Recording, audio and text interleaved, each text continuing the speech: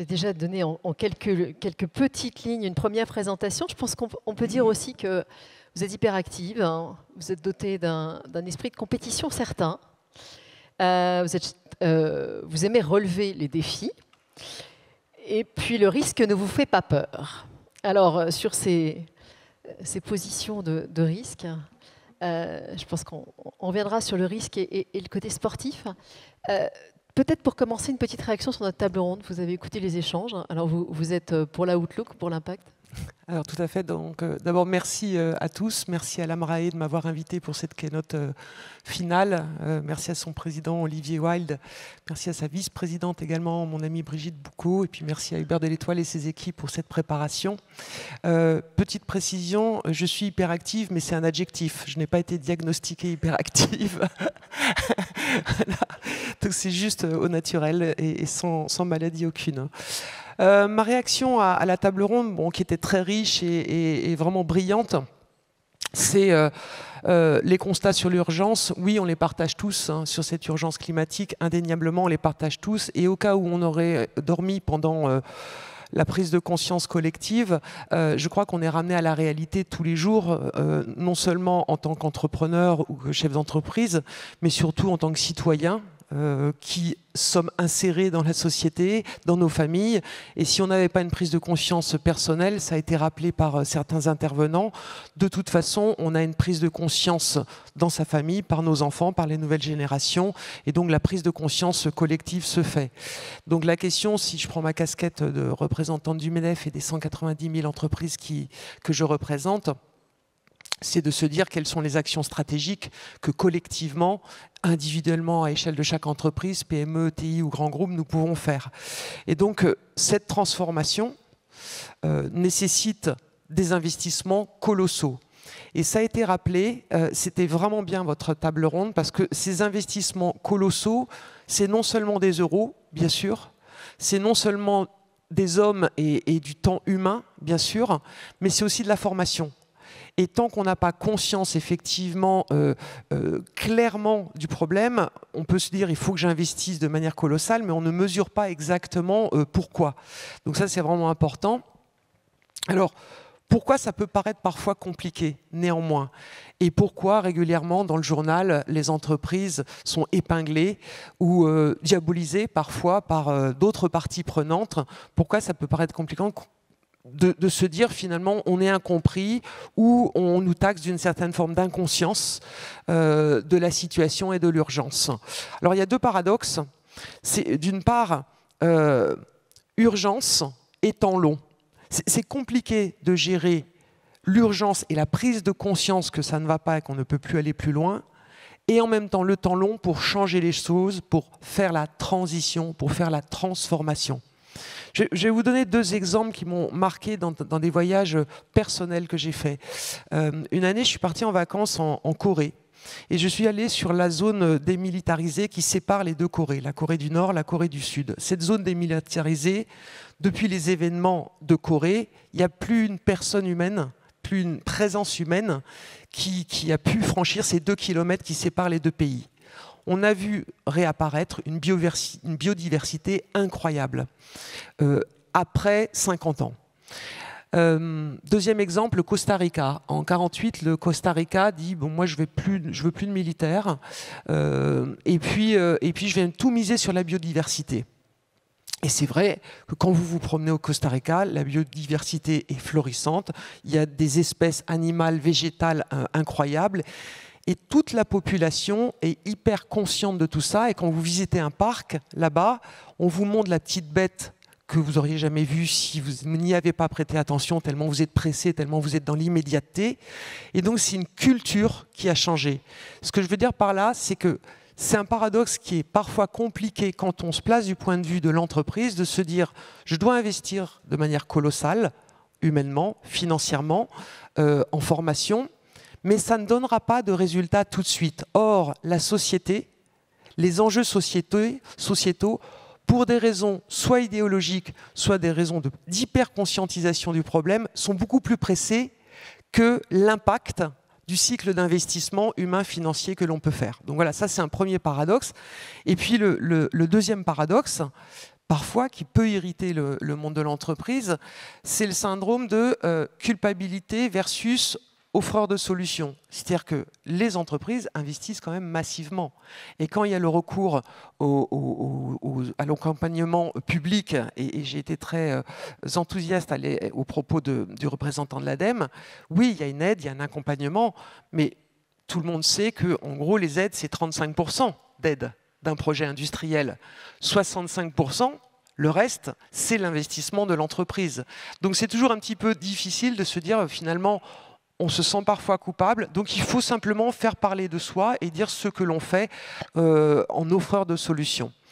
Alors, pour terminer sur cette prise de conscience et cet investissement que font les entreprises et ces efforts de conscientisation qu'elles doivent continuer à faire, nous, on a présenté au MEDEF il y a une dizaine de jours donc, nos propositions pour les présidentielles, comme toute institution qui peut influencer le futur de notre pays.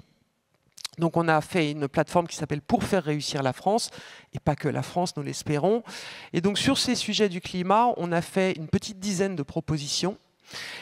Et dans ces propositions, alors évidemment, en miroir de ce que je viens de dire, on souhaite quand même valoriser les efforts volontaires et les engagements volontaires des entreprises. Et puis, on souhaite également caler ces fameuses échéances réglementaires et normatives, finalement, à celles de la disposition à grande échelle et à prix abordable pour tous de ces technologies de rupture. Parce qu'à un moment donné, la vraie question, que ce soit pour le consommateur particulier, le consommateur B2B ou le consommateur B2G, c'est-à-dire les organisations gouvernementales, c'est quel est le consentement à payer de ce changement de paradigme, de ce changement technologique. Et à un moment donné, il faut qu'on se mette tous autour de la table pour se mettre d'accord sur le consentement à payer. Voilà la réaction que je pouvais avoir à votre table ronde. Merci Dominique. Alors, une autre réaction, j'aimerais vous demander. Le titre qui est devant nous et derrière nous, de ces 3 jours était « Prenons les risques d'un nouvel élan ». Alors là, je m'adresse à la sportive. Qu'est-ce que ça vous inspire, cet élan, et comment est-ce qu'on peut penser risque et élan? Alors là, je vais prendre effectivement ma casquette d'ancienne sportive de haut niveau. Donc, pour tous ceux qui se posent la question, parce que tout le monde se la pose toujours, c'était de l'athlétisme, c'était la génération Pérec et c'était le 400 mètres, voilà, le tour de piste. Donc ça, et du coup, mes exemples viendront de là. J'ai bien aimé l'intervention tout à l'heure dans votre table ronde du représentant de l'assureur AXA, qui a utilisé 2 mots qui, moi, m'ont particulièrement marqué et qui vont me permettre de répondre à votre question. Il a parlé d'inaccessible et il a parlé de courage. Alors, comment on aborde le risque, la question du risque dans le sport? D'abord, on aborde la notion du risque parce qu'on a un rêve inaccessible. Notre raison d'être, à nous les sportifs de haut niveau, c'est l'inaccessible. Parce qu'un record doit être battu. Vous êtes dans l'adversité absolue quand vous êtes en finale de n'importe quel championnat. Et il faut du courage pour se dire, en fait, j'ai eu 7 chances sur 8, puisqu'on est 8 dans une finale en athlétisme, j'ai 7 chances sur 8 de ne pas y arriver. Et puis, en fait, je vais m'entraîner tous les jours, toute l'année, qu'il pleuve, qu'il vente. Et pourtant, il n'y a aucune certitude de gagner quoi que ce soit. Donc, comment on aborde le risque quand on est sportif de haut niveau? La première chose, c'est qu'on a un outil. On se dote d'un outil, et quand on est petit, moi j'ai commencé le sport de haut niveau, j'avais 12 ans et je suis rentré en sport-études à 14, l'outil, c'est la planification. La planification de l'entraînement, et ça s'appelle le plan d'entraînement. Et ça, on devrait enseigner ça partout, dans les familles, dans les écoles, partout, de se dire, en fait, quand on a un objectif inaccessible, quand on poursuit l'inaccessible, ça se planifie, on planifie la performance. Et donc, on regarde, finalement, on fait un diagnostic et on se dit quels sont mes points de faiblesse, qu'est-ce qui pourrait me faire chuter et quelles sont mes forces et finalement, comment je vais travailler tout ça, sachant que pour un sportif, le risque majeur, c'est la blessure. Donc, comment je vais travailler dans mon plan d'entraînement, tout ça, tout en restant dans les clous et dans l'éthique, parce que sinon, le risque majeur qui est la blessure, si vous voulez l'éviter, absolument, sans éthique, ça s'appelle le dopage. Donc comment vais-je faire dans un plan d'entraînement pour pouvoir maîtriser mon risque? Et ça, à 12 ans, 13 ans, 14 ans, quand on vous met ça dans la tête, toute la vie, vous le gardez finalement, de se dire j'ai mon plan pour gérer mes risques. Après, comment on gère le risque dans le monde du sport en dehors de cet outil? On fait de la stratégie. Comme on fait de la stratégie en entreprise, on fait de la stratégie. Et alors là, je vais vous livrer une anecdote assez intéressante sur une stratégie sportive. Pour les plus anciens d'entre vous et qui aiment l'athlétisme, en 1990, à Split, au championnat d'Europe, 4 fois 100 mètres masculin, finale du 4 fois 100 mètres masculin, la France gagne et la France bat le record du monde. Bat le record du monde. Il y a en gros 4 pays qui trustent le record du monde du 4 fois 100 mètres masculin. C'est les États-Unis, la Jamaïque, l'Allemagne et le Royaume-Uni. Et pour la première fois de l'histoire de la France et de l'équipe de France d'athlétisme, les 4 coureurs français battent le record du monde du 4 fois 100 mètres, 37 secondes 79. Je vous laisse calculer divisé par 4, c'est assez impressionnant. Pourquoi ils battent le record du monde? Parce qu'il y a une stratégie de risque qui est adoptée par Joe Maizetti, l'entraîneur, qui dit quel est le risque principal? Je n'ai pas les 4 meilleurs coureurs au monde du 100 mètres. Parce que les meilleurs coureurs au monde du 100 mètres, ils se trouvent aux États-Unis ou à la Jamaïque. Je ne peux pas aligner les coureurs du 4 fois 100 avec les meilleurs temps mondiaux. Donc le seul risque que je dois travailler, le seul, c'est que le bâton ne tombe pas, c'est-à-dire le témoin, ne tombe pas et aille le plus vite possible au bout des 400 mètres du 4 fois 100 mètres. Et pendant 2 ans, il ne travaille que les passages de témoins. Il sait très bien que de toute façon, ces gars vont moins vite que les Américains, que les Anglais, que les Allemands. Donc pendant 2 ans, il ne travaille que ça. C'est sa stratégie. Et ce jour-là, il bat le record du monde. Donc c'est intéressant parce que les Américains, à l'inverse, ont une stratégie qui n'est pas du tout la même. Ils prennent consciemment le risque que le bâton tombe 1 fois sur 2. Et si vous regardez l'athlétisme maintenant, à partir de maintenant, vous verrez que le bâton américain tombe 1 fois sur 2 parce que c'est prise de risque maxi sur le bâton, parce que leur stratégie, c'est d'aligner les meilleurs du moment. Donc on voit bien que choisir ces risques, les anticiper, c'est une vraie stratégie d'acceptation de certains risques ou de refus d'autres risques. Et puis, je vais vous livrer une dernière anecdote, parce que je suis intarissable sur la gestion du risque dans le sport. 2 dernières anecdotes sur... Et en plus, le risque peut se combiner, la gestion du risque peut se combiner sur des cycles hyper courts et sur l'immédiateté. Moi, je viens du sprint long, je vous l'ai dit, 400 mètres. Donc le sprint long, après le sprint moins long, c'est le 100 mètres et le 200 mètres. Ben, sachez qu'il y a des stratégies de gestion du risque, même sur 100 mètres. En finale des Jeux Olympiques du 100 mètres homme ou femme, homme c'est en moins de 10 secondes, il y a une stratégie de course. Et notamment, le départ. Le départ, c'est dans les starting blocks. Est-ce qu'on va partir dans le coup de pétard, dans des starters, ou est-ce qu'on va attendre quelques micro-nanosecondes pour partir, sachant que la prise de risque maxi de choisir une stratégie où on part dans le coup de pétard, elle est maximum, parce que depuis les années 2000, il n'y a plus le droit à aucun faux départ, sinon vous êtes disqualifié immédiatement. Donc il y a une vraie réflexion à avoir sur le risque. Et puis un autre exemple pour terminer sur l'allégorie de la gestion du risque dans le sport, c'est Stéphane Diagana, que certains d'entre vous pouvez connaître, donc champion du monde du 400 mètres haies, et toujours recordman d'Europe du 400 mètres haies. Sa stratégie à lui de gestion du risque, le 400 mètres, c'est une course extrêmement éreintante. Il ne faut pas faire de lactique, il ne faut pas avoir mal aux cuisses, mal aux fesses quand on court. Donc c'est une stratégie éreintante. Donc le principal risque, c'est de partir trop vite. Donc il faut partir suffisamment vite, pas trop lentement, mais pas partir trop vite. La stratégie de course de Stéphane Diagana a toujours été de partir trop vite. Et c'était une vraie stratégie. Pourquoi? Pour finalement fatiguer ses adversaires. Et donc il a toujours pris ce risque de se dire, bah, finalement, si moi je suis un peu en sur-régime, les autres vont l'être encore plus, parce qu'ils vont être surpris, ils vont se cramer, et donc je pourrais peut-être être champion du monde ou champion d'Europe. Ça a été le cas. Donc voilà, j'insiste sur le fait que c'est une stratégie de risque dans le sport, d'acceptation ou de renoncement à certains risques.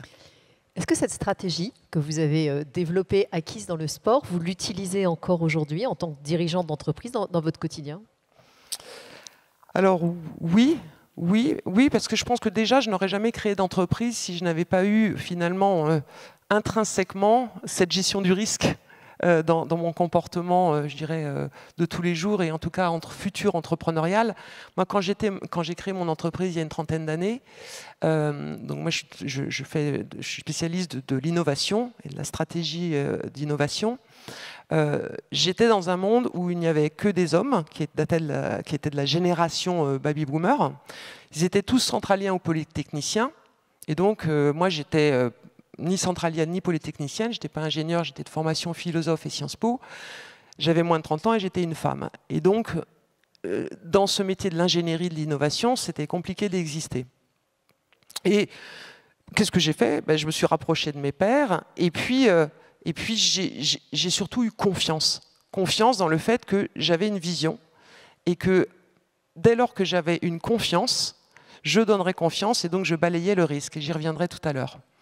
Et puis tous les jours, oui, alors 30 ans plus tard, oui, comment ça me sert cette gestion du risque acquis durant ma carrière sportive?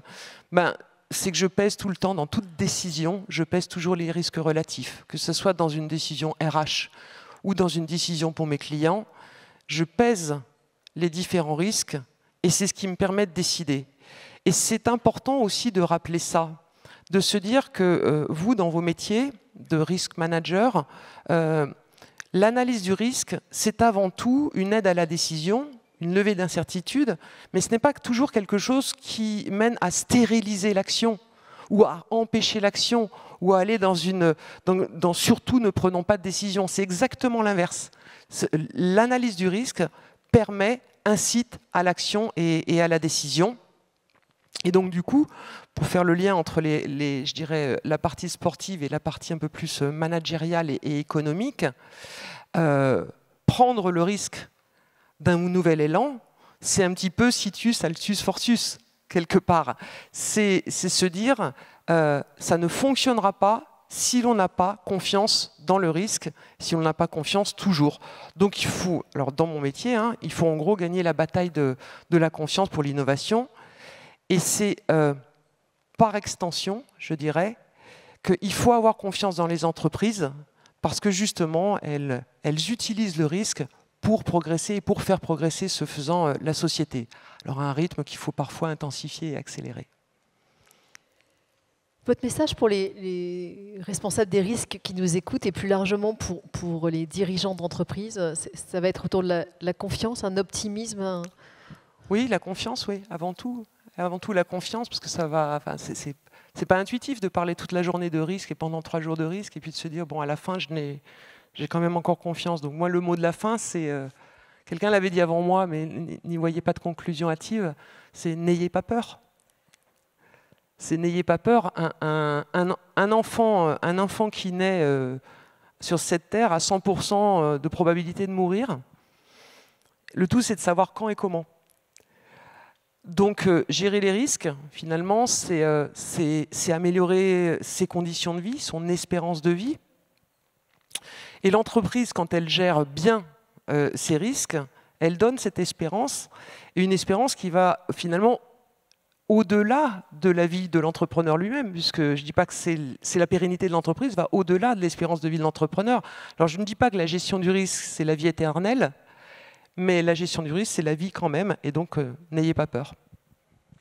Merci beaucoup, Dominique Carla.